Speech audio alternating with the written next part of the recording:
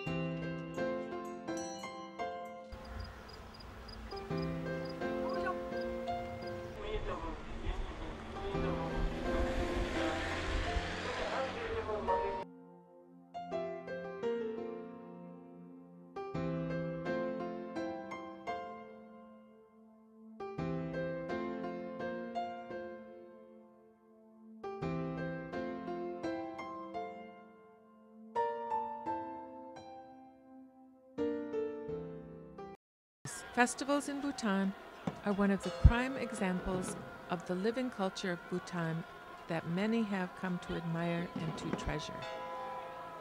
Annual festivals are held in almost every district, attracting hundreds of Bhutanese people in a spirit of festivity, celebration, and in deep faith. Those attuned to the faith can feel the spiritual powers evoked by the dancers dressed in elaborate costumes, masks, and headgear. Apart from monk dancers, community folk dancers and singers also perform during these festivals. The Bhutanese people consider it a blessing to be able to watch the dances, and they all come dressed in their best attire. Most travelers come to Bhutan to see its rich and intact culture. As soon as you enter into Bhutan, you will see its unique cultural wealth.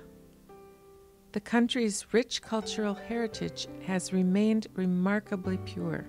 The colorful and vibrant living culture coexists with a rich biodiversity in an unpolluted habitat. Those who have had a chance to come to this wonderful kingdom will agree that this is truly an exclusive place with a truly unique experience to offer. One may experience the unique aspects of Bhutanese culture through visits to the impressive dzongs, monasteries, sacred festivals, excursions to remote Bhutanese villages, and through close interaction with the Bhutanese people. If you opt to go trekking, the camping equipment is very good. Sleeping mats provided. You bring your own sleeping bag, but nobody minds that. You'll be woken with morning tea in our experience and eat round the campfire. There's usually a scenic spot chosen for the campsite, and the children and local visitors will chat to you. On one occasion, I remember a child came back the next day with offering us a fresh cucumber from her garden and things like this, and a little boy picking up ants that he thought were crawling into a tent. So it makes it a really special experience. Also, the evening usually culminates in a dance around the campfire, with all the locals joining in. So there can be anything from 10 to 50 local people turn up to entertain and to allow you to join in the entertainment. So it's an absolutely phenomenal experience.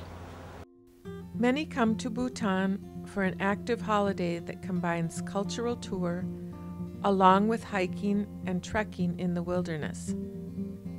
Trekking in Bhutan is an enduring, timeless, and true wilderness experience. Once you step off the road to start the trek, you are in a true wilderness much of the time. Although there are established trails, there are no airplanes flying overhead, no roads, and a very few villages. Instead, there are views of snow-capped peaks and forested hillsides stretching almost to an eternity. Treks in Bhutan offer the opportunity to see Bhutan that is scarcely touched by the modern times. The small villages that you come across are far removed from the chaos of city life. People in these small villages are friendly and welcoming, who live the life of nomads, grazing cattle in the highlands filled with wildflowers and surrounded by snow-capped mountains. You don't need to have any problems with regard to your baggage handling, because there are always plenty of people to put your bags inside the car or in the back and transport them everywhere you go and into your hotel room. So as I say, there's no carrying, and they'll even carry your camera bag or your rucksack on trek, so it makes it within the range of a large number of people, knowing that they're not going to have to carry that weight when they're busy trekking at altitude. And the other thing is that if you're worried about altitude, you can rely on the fact that Windhorse take account of this, and they won't suddenly take you up to high altitude. They'll give you a few days to acclimatise, which reduces the impact of any possible problems.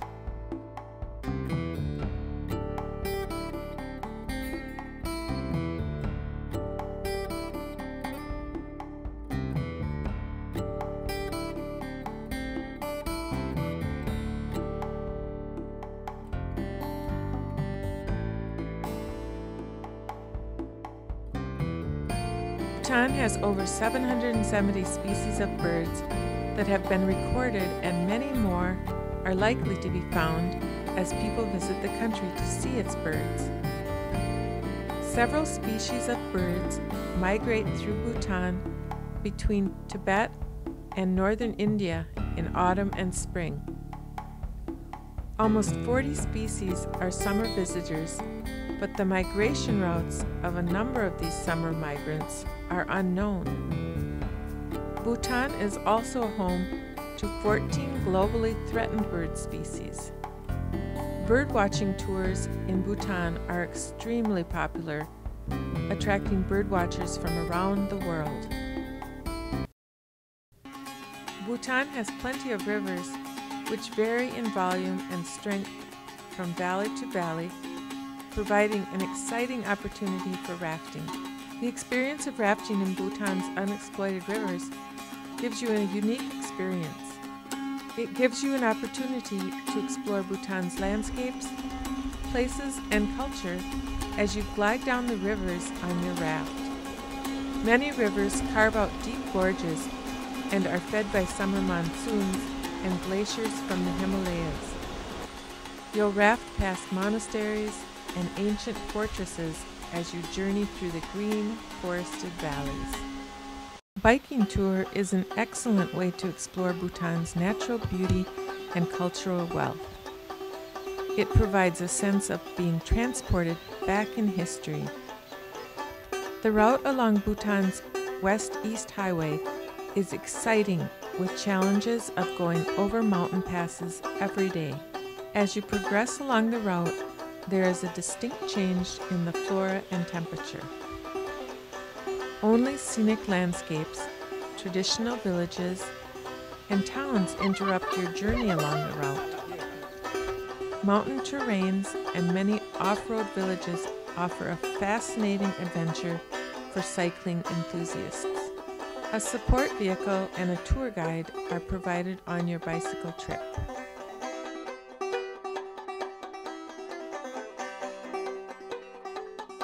With a special permit, one may take a jungle safari and an elephant ride to explore the southern foothills in Bhutan's Royal National Park. Covering over 1,000 square kilometers, Bhutan's Royal National Park is home to tigers, leopards, rhinos, and elephants, as well as over 700 bird species.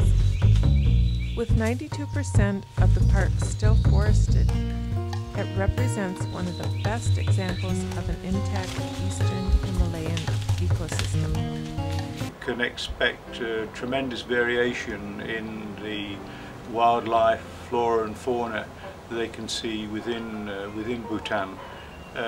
We've seen golden langur on this very trip we've been on this time, and wonderful animals, together with a whole host of various birds, and the scenery is beyond belief.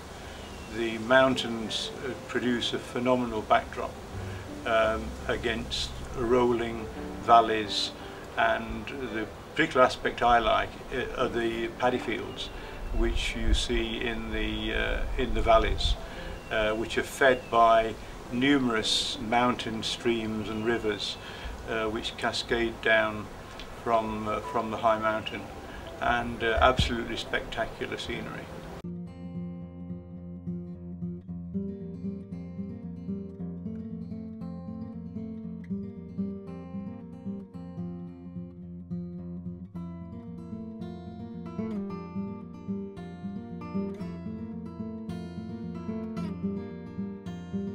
Bhutan has recorded over 500 species, including 300 species of medicinal plants and over 50 species of rhododendrons.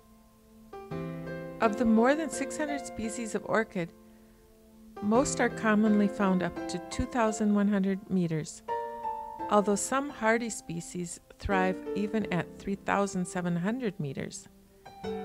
Bhutan's national flower, blue poppy, grows above the tree line 3,500 to 4,500 meters in elevation and can be found atop some high passes from the far eastern parts of the country, all the way across to the west.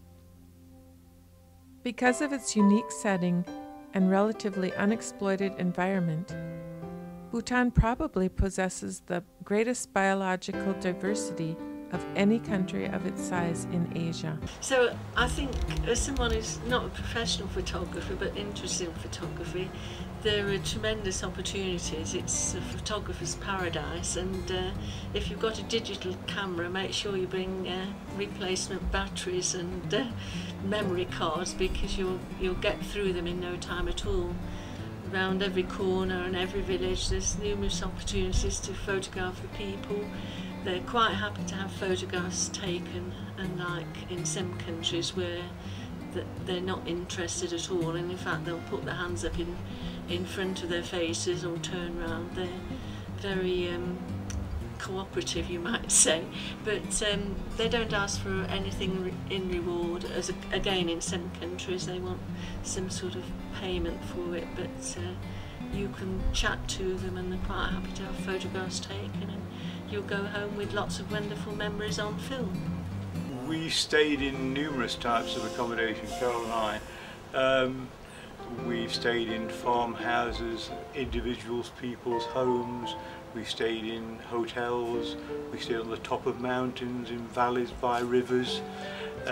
Every possible conceivable type of accommodation is available from Windhorse Tours, and they're very accommodating in terms of how you want your trip to be.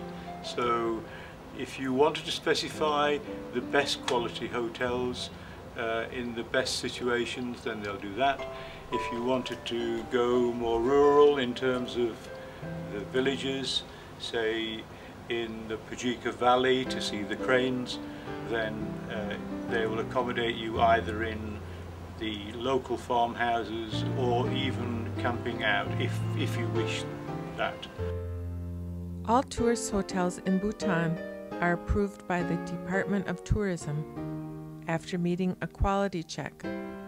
Although Bhutan has limited luxury hotels, most travelers are pleasantly surprised by choice, cleanliness, and amenities available in standard tourist hotels. In some towns like Thimphu, Paro, Punakha, and Bumthang, one may upgrade to luxury hotels or resorts at premium prices.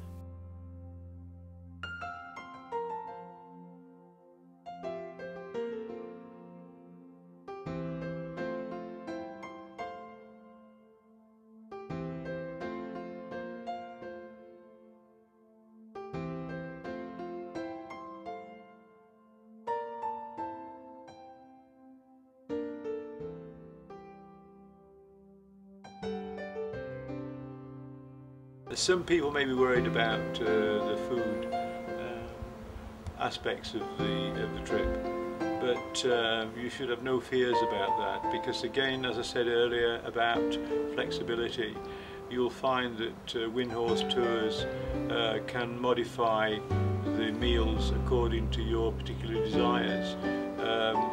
We've asked them to do sautéed potatoes and baked potatoes and any particular rice that we wanted to have, rather than rice with chilies. So you need have no worries about exceptionally hot food or food which you're not familiar with. So you should come with confidence that all your food needs will be adequately met. Welcome to the Thongsil restaurant, and we serve usually multi-cuisine restaurant, and we serve Chinese, Indian and continental, as well as Bhutanese also. We have got 68 covers, and we have got a small sit-out outside also, and we have got 12 covers as PTR, private dining room. Thank you. This is the private dining room. If any guest wants to have a private meal, it covers 12 people.